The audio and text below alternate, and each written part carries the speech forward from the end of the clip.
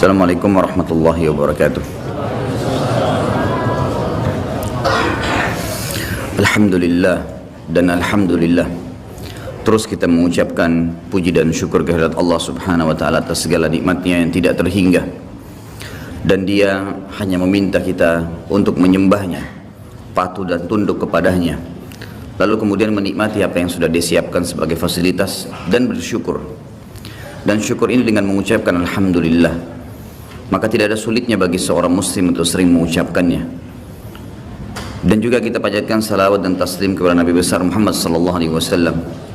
Siapapun yang mengikutinya pasti hidupnya akan tenang, punya panduan hidup, tahu mana halal dan mana haram, dan pada saat meninggal akan masuk ke dalam surga.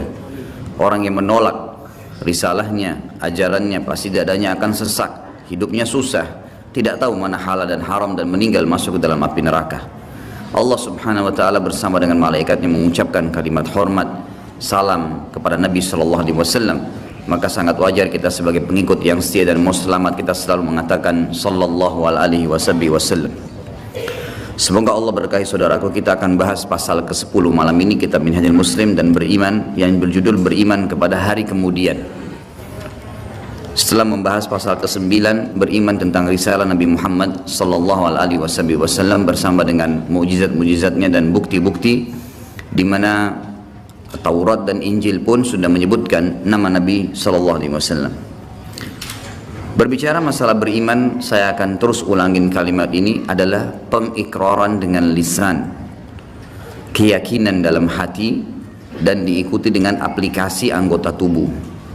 Itu namanya beriman. Seseorang mengucapkan dengan lisannya, mengatakan memang hari kiamat itu ada, dan kemudian dia meyakini dengan hatinya semua amal apa yang dia kerjakan baik, dia akan terima dalam bentuk pahala, balasan, puncaknya akan masuk ke dalam surga dengan rahmat Allah. Dan siapapun yang melanggar, sekecil apapun pelanggaran tersebut, kalau dia tidak sempat membersihkannya dengan taubat, dengan beristighfar, dengan memperbanyak amal saleh, pasti ada hukumannya. Terlebih lagi orang kafir dan orang munafik, pasti mereka akan masuk dalam api neraka. Allah berfirman dalam surah Al-Ankabut ayat 4 yang kurang lebih artinya, janganlah kalian mengira, atau alangkah buruknya prasangkaan orang-orang yang mengira mereka melanggar hukum-hukum kami lalu mereka akan luput dari azab kami. Enggak mungkin, itu mustahil. Ini keyakinan dalam hati seorang mukmin. Kalau antum sudah mengikuti hukum-hukum Allah Azza wa Jal, harus diikuti dengan konsekuensinya. Maksudnya patuh, dapat pahala, masuk surga, pasti. Tidak boleh ragu sedikit pun masalah itu. Saya sholat, saya akan terima pahalanya, dan saya akan masuk ke dalam surga dengan izin Allah. Saya berperang, berjihad, tertusuk, mati, saya akan masuk surga. Tinggal mengikuti syarat-syarat dan rukunnya, tidak ada keraguan. Saya pergi haji, saya akan dapatkan balasannya. Saya sedekah, saya akan dapat balasannya. Orang melakukan pelanggaran, zina, riba, dusta, dan seterusnya, ada hukuman dan pasti datang kepadanya. Dalam waktu dekat atau yang akan datang, tetap akan datang. Tidak mungkin ada orang yang tidak dihukum oleh Allah Subhanahu wa taala. Puncak daripada penerimaan pahala dan juga penyiksaan yang akan datang karena pelanggaran adalah dikenal dengan hari kemudian. Hari kemudian, hari akhir, hari kiamat, hari pembalasan, banyak namanya. Kita harus tahu saudaraku, dan kita harus yakini, karena ini rukun iman kita, akan ada namanya hari pembalasan. Ada hari di mana kiamat terjadi, artinya habis semuanya. Semua yang kita lihat dan kita tidak lihat di langit, di bumi, di kedalaman lautan, semuanya akan habis. Ada saatnya di mana ajalnya datang, semuanya akan hancur dan terjadilah kiamat. Dan itulah proses pindahnya manusia dan jin kepada alam akhirat, di mana mereka akan hidup abadi di sana dan mereka akan menikmati hasil perbuatannya kalau baik, dan mereka akan dihukum kalau hasilnya buruk. Kiamat ini akan terjadi bila diikuti dengan beberapa tanda-tanda sebelumnya, baik tanda-tanda kecil ataupun tanda-tanda besar.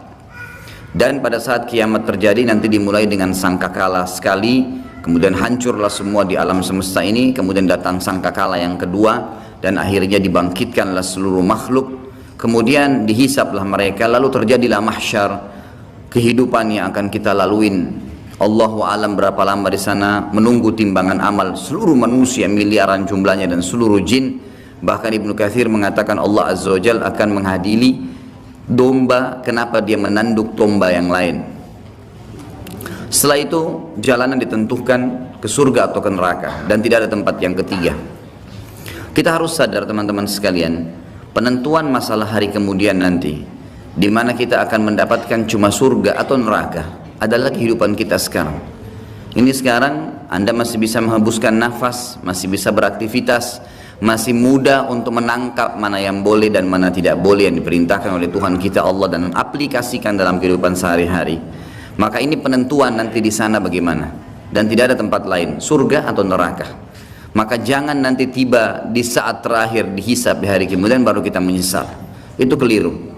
Orang mukmin harus jeli. Ingat teman-teman, Allah memberikan kepada kita akal fikiran yang jernih, bisa berpikir, bisa menangkap, bisa memilah mana baik, mana buruk. Hati kita juga begitu, punya perasaan yang pekah, tahu mana baik, mana buruk, mana yang disukai, mana yang tidak disukai. Semua itu sebenarnya fasilitas yang Allah berikan tanpa harus menunggu hukuman datang baru mau taubat.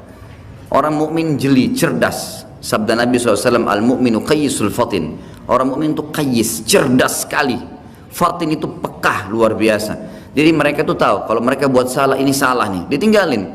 Apapun godaannya, dilawan sama dia karena dia tahu ini haram. Dan dia tahu setiap pelanggaran agama pasti ada konsekuensi hukum. Tidak ada dosa yang dilakukan sekecil apapun tidak ada konsekuensinya. Harus ada.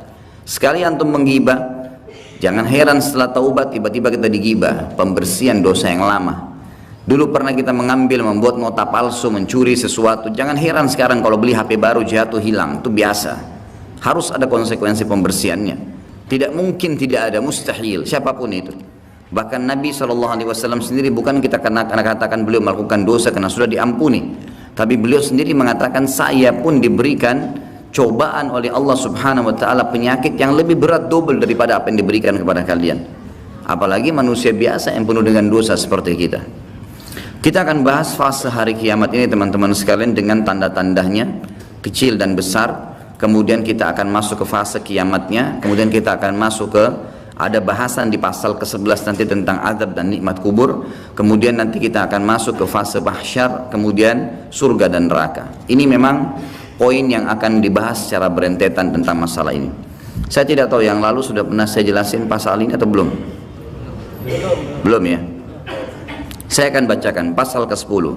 Beriman kepada hari kemudian, hari pembalasan, hari kebangkitan dan seterusnya. Namanya ada banyak sekali. Seorang muslim beriman, meyakini dengan hatinya, mengikrarkan dengan lisannya, mengaplikasikan dengan anggota tubuhnya, maksudnya dia lakukan ketaatan supaya selamat di akhirat dan menjauhi pelanggaran agar tidak dihukum. Seorang muslim beriman bahwasanya kehidupan dunia ini mempunyai saat-saat di mana ia akan berakhir, pasti, tidak ada keraguan di situ, dan mempunyai hari terakhir yang tidak ada hari sesudahnya. Lalu datang kemudian kehidupan berikutnya untuk kehidupan akhirat. Pada saat itu Allah Azza wa Jalla membangkitkan kembali segenap makhluk dan menghimpun mereka semua untuk diadakan perhitungan atau hisab, di mana orang-orang saleh diberi balasan kenikmatan abadi dalam surga, sedangkan orang-orang yang durhaka atau penuh dengan dosa diganjar dengan azab dan siksaan menghinakan di dalam api neraka. Na'udzubika minan nar. Ia juga beriman bahwasanya hari akhirat ini didahului oleh tanda-tanda kiamat, seperti munculnya Dajjal, Ya'juj Ma'juj, turunnya Nabi Isa alaihissalam dari langit, keluarnya binatang melata yang dapat berbicara, terbitnya matahari dari tempat terbenamnya sebelah barat, dan tanda-tanda lainnya. Kemudian sangkakala atau trompet raksasa ditiup satu kali untuk kematian dan kebinasaan, lalu tiupan berikutnya untuk kebangkitan dan hidup kembali serta menghadap kepada Rabbul Izza, Allahu Azza wa Jalla. Kemudian penyerahan kitab-kitab catatan amal masing-masing, maka ada yang menerima kitab catatan amalnya dengan tangan kanannya dan pasti dia selamat, dan ada pula yang mengambilnya dengan tangan kirinya yang pasti dia akan celaka. Setelah itu disediakanlah mizan, timbangan amal, dan perhitungan amal atau hisab pun dilaksanakan, lalu jembatan terbentang di atas neraka menuju surga. Dipancangkan hingga berakhirnya proses agung tersebut dengan menetapnya semua penghuni surga di surga dan penghuni neraka di neraka. Iman yang demikian itu diyakini karena dalil-dalil nakli dan akli berikut ini. Jadi ini bukan sekali lagi saya sering ucapkan di majelis ini teman-teman dan di majelis ilmu saya yang lainnya, antum hadir di sini, anda hadir di sini ini saya bukan datang ceramah sejam 2 jam untuk berdongeng, untuk menyampaikan sebuah kisah yang dikarang-karang. Ini ilmu, wahyu, sesuatu yang pasti terjadi, tidak ada keraguan di dalamnya. Jadi apapun yang disampaikan itu bukan hanya sekedar untuk didengar telinga kanan keluar telinga kiri. Ini jadi prinsip hidup, memang harus dipegangi. Karena itu fungsi daripada majelis ilmu, kita mengambil wahyu, mengubah hidup kita menjadi lebih baik dari sebelumnya, lebih mengenal Allah, lebih takut akan azabnya, lebih tamak terhadap rahmatnya. Lalu kemudian kita memang meninggal dalam kondisi baik, itu yang dimaksudkan. Jadi kalau antum hadir di majelis ilmu tidak bisa mengubah orang menjadi lebih baik dari sebelumnya, lebih bertakwa kepada Allah, lebih takut terhadap azab-azab karena berbuat pelanggaran, percuma saja hadir. Harusnya memang bisa mengubah. Makanya fahami setiap ustadz yang datang, antum hadir di majelis ilmu manapun, target dia berbicara itu bukan seremoni, bukan menyampaikan, bukan penyanyi, bukan pelawak yang datang hanya sekedar menyampaikan untuk menghibur orang kemudian terima fulus atau duit untuk itu, sama sekali. Setiap dai kalau dia ikhlas kepada Allah bukan itu targetnya, tapi bagaimana dia bisa memberikan pemahaman kepada orang-orang yang akhirnya menjadi target amal jariah dia pada hari kiamat nanti, agar mereka faham terhadap hukum Allah dan mereka aplikasikan itu, dan mereka bangga untuk menjadi pegawai-pegawai tanda kutip Allah pencipta langit dan bumi ini. Saya dan teman-teman dai pasti sangat senang untuk bisa menjadi dai seperti ini, karena kita menjadi pegawainya Allah, menyampaikan apa yang Allah inginkan dan Allah akan berikan balasan. Antum pun merasa bangga sebenarnya karena berhasil memahami apa yang Tuhan kita inginkan dan selamat gara-gara itu. Itulah sebabnya kenapa Nabi SAW sholat sampai kakinya pecah-pecah, dan Aisyah akhirnya hampir meneteskan air mata berkata, ya Rasulullah, bukankah dosa anda sudah diampuni yang lalu dan yang akan datang, belum dikerjakan sudah diampuni? Jawaban Nabi SAW sederhana, afala akunu abdan syakura, tidak layakkah saya menjadi orang yang bersyukur karena saya bisa diberikan petunjuk dan akhirnya saya bisa mengetahui mana boleh dan mana tidak boleh. Itu sebuah karunia yang sangat luar biasa bobotnya.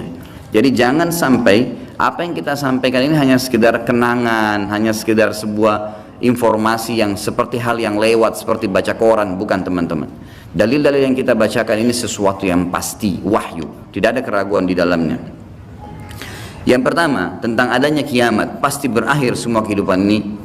Adanya berita dari Allah Subhanahu wa taala tentang hal tersebut sebagaimana kekal dalam firman-Nya dalam surah Ar-Rahman ayat 26 dan 27. A'udzu billahi minasyaitonir rajim. Kullu man 'alaiha fan wa yabqa wajhu rabbika dzul jalali wal ikram. Semua yang ada di bumi ini akan binasa, tidak terkecuali hancur, dan tetap kekal wajah Rabbmu yang mempunyai kebesaran dan kemuliaan. Firman Allah yang lain juga menjelaskan surah Al-Anbiya ayat 34 sampai 35. A'udzu billahi minasyaitonir rajim. Wa ma ja'alna li basharin min qablikal khulda afa in mitta fahumul khalidun. Kullu nafsin dha'iqatul maut wa nabluukum bisyarri wal khairi fitnah wa ilaina turja'un. Kami tidak menjadikan hidup abadi bagi seorang manusia pun sebelum kau, hai Muhammad. Jadi semuanya mati. Dari Adam pun manusia pertama sudah melalui proses kematian menuju ke alam akhirat itu. Maka jikalau kau mati, apakah mereka akan kekal? Ada orang-orang yang menolak ajaranmu itu akan bisa kekal? Maka tanda tanya, tiap-tiap yang berjiwa akan merasakan mati. Kami akan menguji kamu dengan keburukan dan kebaikan sebagai cobaan yang sebenar-benarnya. Artinya mengikuti kebenaran, kebaikan, patuh, dia akan selamat masuk surga. Itu cobaan, gitu kan? Dia berhasil lolos. Ada orang yang tidak berhasil, tetap dirumus dalam hal-hal yang dilanggar. Tapi Allah berusaha menariknya dengan peringatan-peringatan, rasa takut, rasa penyesalan, rasa khawatir, dipermalukan oleh orang-orang di sekitarnya, sampai puncaknya kalau tidak mau Allah tutup dengan su'ul khatimah, dengan tabrakan, dengan penyakit parah, karena memang sudah tidak mau menyadari tentang peringatan Allah. Dan hanya kepada kamilah kalian pasti dikembalikan. Ini jelas firman Allah Subhanahu wa taala. Surat Taghabun ayat 7. A'udzu billahi minasyaitonir rajim. Za'ama alladziina kafaru allan yub'atsu. Qul bala wa rabbi latub'atsunna thumma latunabba'unna bima 'amiltum wa dzalika 'ala Allahi yasir. Orang-orang yang kafir mengatakan bahwasanya mereka sekali-kali tidak akan dibangkitkan lagi. Tidak ada hari kiamat, enggak ada hari hisab. Katakanlah hai Muhammad dengan jelas dan tegas, tidak demikian demi Rabbku, demi Allah, demi Tuhanku. Benar-benar kalian akan dibangkitkan, kemudian akan diberitakan kepada kalian apa yang telah kalian kerjakan. Yang demikian itu adalah mudah bagi Allah. Surah Al-Mutaffifin ayat 4 dan ayat 6, bertubi-tubi ayat Al-Quran menceritakan kepada kita. A'udzu billahi minasyaitonir rajim. Ala yadhunnu ulaika annahum mab'utsun liyaumin 'azim yauma yaqumun nasu lirabbil alamin. Tidakkah orang-orang itu yakin bahwasanya sungguhnya mereka akan dibangkitkan pada suatu hari yang besar, berat hari itu. Beratnya luar biasa karena penentuannya surga atau neraka, nggak ada opsi, nggak ada tengah-tengah. Harus di sini nikmat abadi atau di sini azab yang menyakitkan dan menyedihkan. Yaitu hari ketika manusia berdiri menghadap Rabb alam semesta. Juga Asy-Syura ayat 7. A'udzu billahi minasyaitonir rajim. Wa kadzalika auhayna ilaika Qur'anan Arabiyyan litundhira ummal qura wa man haulaha wa tundhira yaumal jam'i la raiba fi fariqum fil jannati wa fariqum fis sa'ir. Demikianlah kami wahyukan kepadamu Al-Quran dalam bahasa Arab, hai Muhammad, supaya kamu memberikan peringatan kepada Ummul Qura, penduduk Mekah, dan penduduk negeri-negeri sekelilingnya, seluruh dunia, serta memberi peringatan pula tentang hari berkumpulnya manusia atau hari kiamat yang tidak ada keraguan padanya. Segolongan pasti pada saat itu akan masuk ke dalam surga, dan segolongan lagi pasti masuk ke dalam neraka. Tidak ada pilihan yang lain. Sekarang penentuannya teman-teman, hati-hati. Jangan pernah terpengaruh dengan lisannya orang-orang di sekitar kita. Pujian dia, hinaan dia, cacian dia hanya sepanjang lidahnya. Kamu alim ya, kamu hebat ya, kamu gagah ya, kamu kaya lah. Itu hanya sepanjang lidah. Jangan itu membuat kita lalai, nggak ada gunanya sama sekali. Atau bahkan mungkin dia menghardik dengan kata-kata yang tidak baik, mencaci maki. Allah mengajarkan, kalau ada orang seperti ini, wa idza khatabahumul jahiluna qalu salama. Kalau orang bodoh mengajak bertengkar, tinggalkan saja, kata Allah, nggak usah dilayani. Nggak ada waktu untuk menyanyiakan waktu kita kepada hal-hal yang tidak ada manfaatnya. Para ulama salaf kita memaksimalkan waktu mereka per detiknya, dari kegiatan ibadah ke ibadah apa lagi, terus begitu. Sampai seseorang di antara mereka berharap tidak ngantuk malam hari supaya bisa beribadah semalam suntuk, karena tahu ini akan terjadi hal-hal yang akan besar nantinya. Para sahabat Abu Darda, Abu Hurairah, dan sahabat-sahabat Nabi yang lain semuanya, mereka sering menangis tiba-tiba tanpa sebab. Lalu ditanya oleh orang-orang sekitarnya dari para tabi'in, ada apa? Anda ini menangis, bukankah Anda sahabat Rasulullah? Maka jawaban mereka, sungguh bekal kami sangat sedikit, perjalanan masih panjang, tidak ada jaminan amal kami sudah diterima walaupun kami sudah melakukannya. Mungkin ya, ada kekurangan-kekurangan dalam amal tersebut, kita tidak pernah tahu. Dari khayalan sholat, dari ini, dari itu, dari riya dan seterusnya, ini berbahaya. Kalau para sahabat bisa khawatir begitu, bagaimana dengan kita teman-teman sekalian? Harusnya kita lebih jeli dan lebih hati-hati lagi. Alhamdulillah, dengan kemahamurahannya Allah, Allah memberikan fasilitas yang namanya taubat, mudah sekali dilakukan. Tinggal mau meninggalkan perbuatan salah, jadi orang baik-baik, itu saja. Patuhi jalannya Allah, maka Allah masih bisa mengampuni itu kesalahan-kesalahan. Walaupun apa yang sudah kita sia-siakan sudah rugi sendiri. Artinya kalau pernah kita selama 10 tahun lalai terus berbuat dosa, dan dalam 10 tahun itu ada orang lain yang sudah berbuat amal ibadah, sudah puasa Senin Kamis, sudah puasa, sudah hadir majelis ilmu, sudah sholat 5 waktu di masjid, sementara kita lalai, maka tentu berbeda antara kita dengan dia. Itu secara akal sehat pastinya. Jadi jangan sampai kita menganggap semua orang sama tingkatannya, tidak. Tapi bukan mustahil dengan amal-amal yang tersisa setelah kita taubat akan meninggikan derajat kita, bukan mustahil. Merengek, memohon, tamak terhadap rahmat Allah diperintahkan, dianjurkan. Dalam surah Zalzalah yang sangat masyhur, ayat 1 sampai ayat 8, satu surah lengkap, Allah Subhanahu wa taala menyebutkan, A'udzu billahi minasyaitonir rajim. Idza zulzilatil ardu zilzalaha wa akhrajatil ardu athqalaha wa qala al insanu ma laha yawma idzin tuhadditsu akhbaraha bi anna rabbaka awha laha yawma idzin yasdurun nasu ashtatan liyaraw a'malahum faman ya'mal mithqala dharratin khairan yarah wa man ya'mal mithqala dharratin syarran yarah. Apabila bumi digoncangkan dengan goncangannya yang dahsyat dan bumi telah mengeluarkan beban-beban berat yang dikandungnya, semuanya yang ada kuat, tambang-tambang, segala suatu batu-batu yang kuat di bawah tanah, semua terbongkar pada hari itu.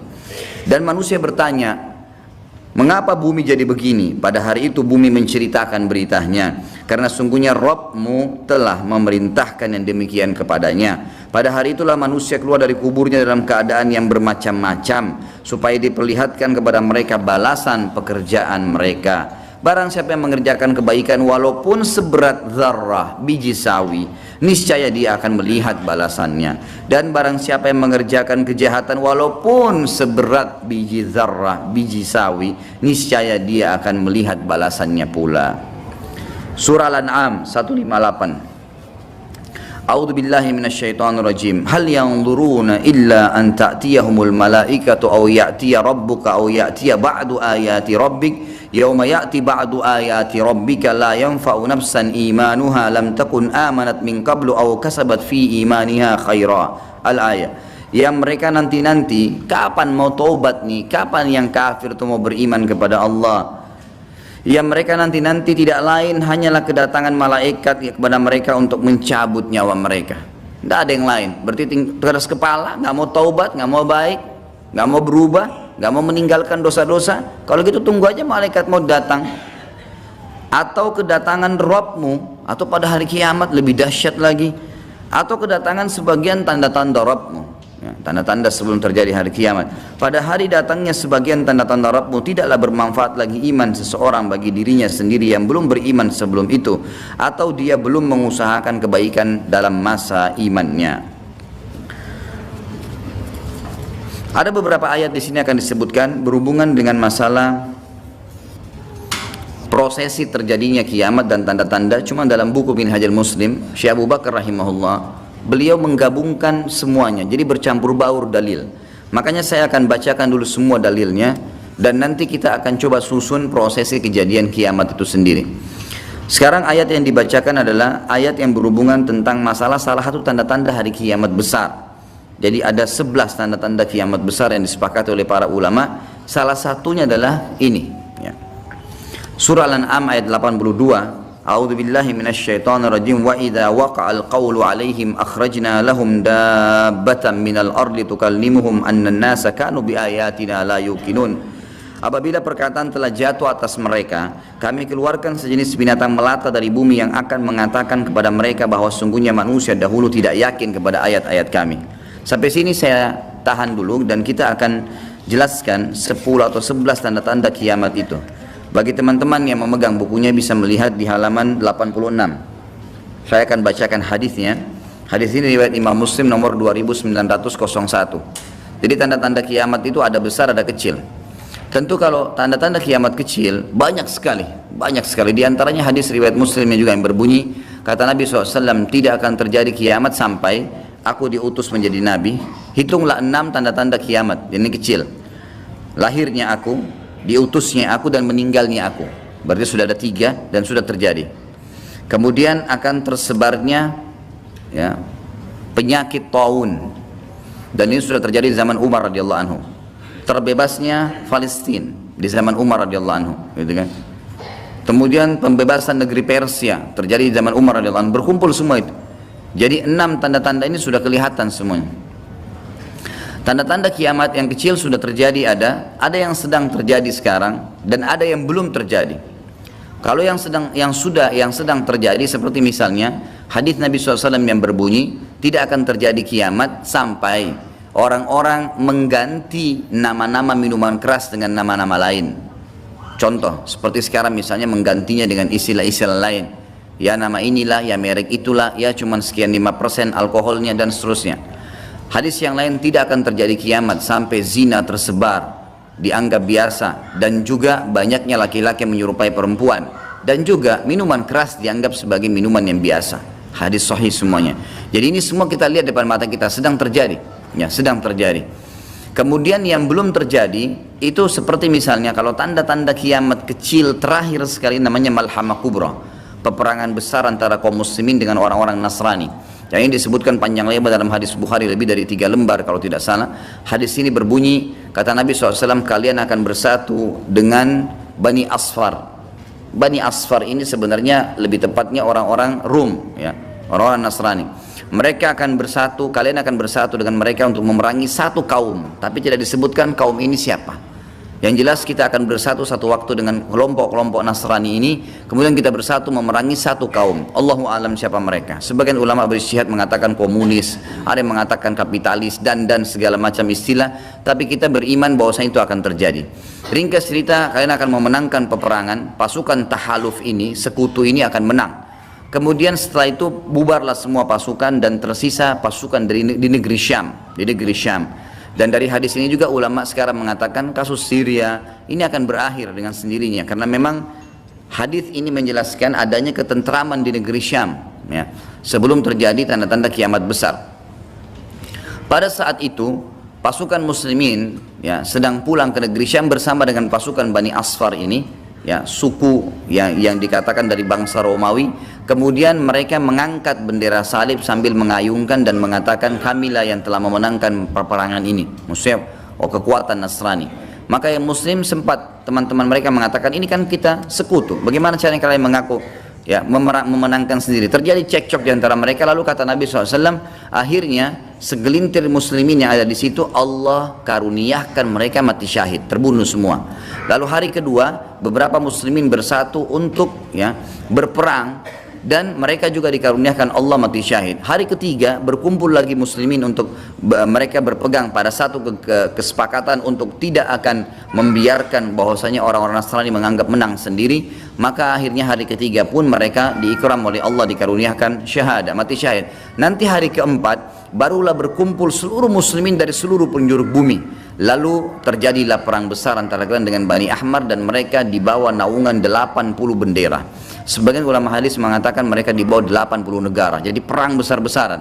Dan di dalam kegiatan orang-orang Nasrani di sebagian pastor dan pendeta, mereka menamakan akan terjadi nanti perang salib besar, puncak daripada penentuan siapa yang menang dan siapa yang kalah.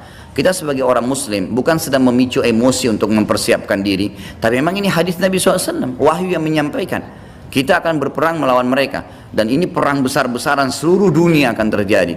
Maka kalian pun akan berperang, tapi tidak disebutkan waktunya berapa lama, sampai pasukan kalian menembus wilayah Rum dan kalian berhasil menjebolkan temboknya dengan takbir dan tasbih, berzikir. Dan tembok ini sebagian ulama mengatakan adalah Vatikan, karena memang satu-satunya markas orang-orang Nasrani yang menggunakan pintu gerbang. Kalau dibuka dianggap ada sebuah keputusan penting, kalau ditutup berarti sudah segala macam, ya, yang mereka kultuskan sekarang. Temboknya itu akan rubuh dengan takbirnya muslimin. Sebagian ulama hadis mengatakan karena banyaknya jumlah pasukan sampai akhirnya suara mereka begitu bergemuruh dan akhirnya meruntuhkan tembok itu. Allahu a'lam, itu makna hadis. Kemudian pada saat itulah syaitan, iblis menjelma jadi manusia, lalu teriak di tengah-tengah pasukan muslimin berkata, wahai muslimin, Dajjal sudah keluar di tengah-tengah kalian. Dajjal sudah keluar di tengah-tengah kalian. Maka teriakan ini membuat pasukan muslimin, mereka tahu benar pada saat itu hadis Nabi SAW yang berbunyi, diriwayatkan Imam Bukhari Muslim, kalau kalian dengarkan Dajjal keluar di satu lokasi, maka selamatkanlah diri kalian walaupun ke gunung-gunung, gitu kan. Janganlah seseorang dari kalian berkata imannya kuat lalu dia sengaja menemui Dajjal, akhirnya dia menjadi pengikutnya. Jadi para mujahidin tahu masalah itu. Mereka bukan tidak berani, tapi mereka mengikuti sabda Nabi SAW. Maka mereka pun akhirnya pada klub pulang masing-masing. Kata Nabi SAW, mereka pun bubar ke wilayah masing-masing. Pada saat mereka tiba di wilayahnya, ternyata Dajjal tidak ada. Itu berita dusta. Dan pada saat itulah Dajjal keluar. Pada saat itulah Dajjal keluar. Dan Dajjal adalah tanda-tanda kiamat besar yang pertama. Tanda-tanda kiamat besar yang pertama. Jadi ini akan terjadi. Ini sekaligus saya menitik beratkan, ya, tidak bolehnya sembarangan orang ngomong. Sekarang soalnya ada beberapa orang, semoga Allah berikan hidayah, menentukan tahun, ya, akan terjadi kiamat. Bagaimana caranya menentukan tahun nih? Ini tanda-tanda depan mata kita masih ada yang belum terjadi. Dan ini peperangan besar seluruh dunia, ini nggak main-main, ini bukan perang 1-2 hari. Ini peperangan yang besar sekali, gitu kan? Jadi Allahu alam kita masih menemukan atau tidak, tapi yang jelas menurut tanda-tanda sekarang kita masih ada di fase-fase tanda-tanda kiamat kecil yang sedang terjadi, tapi kita menyampaikannya, gitu kan. Yang jelas ini sesuatu yang masih Allahu alam berapa lama, tapi dari hitungan tahun tidak mungkin 20-30 tahun. Bukankah banyak orang menebak-nebak tahun 2000 sekian akan kiamat, 2000 sekian akan kiamat. Ini semua dari mana? Kita punya kiai dan guru kita Nabi Muhammad SAW menyampaikan kepada kita tanda-tandanya ada sebelum terjadi kiamat. Tanda-tanda itu tidak akan terjadi kiamat. Kemudian kita akan masuk menjelaskan teman-teman sekalian tanda-tanda kiamat besar. Ada 11 yang disepakati tanda-tanda kiamat besar, sebagaimana disebutkan di dalam hadis riwayat Imam Muslim. Yang pertama adalah keluarnya Dajjal. Dan Dajjal ini diambil dari kata-kata Dajjala yang berarti kekacauan. Dan ini digunakan untuk nama seseorang yang memang akan dikeluarkan oleh Allah Azza wa Jal sebagai fitnah bagi kaum muslimin. Makanya kita dalam tahiyat membaca wa'udzubika min fitnatil masihid dajjal, dan jauhkanlah kami dari fitnahnya Masih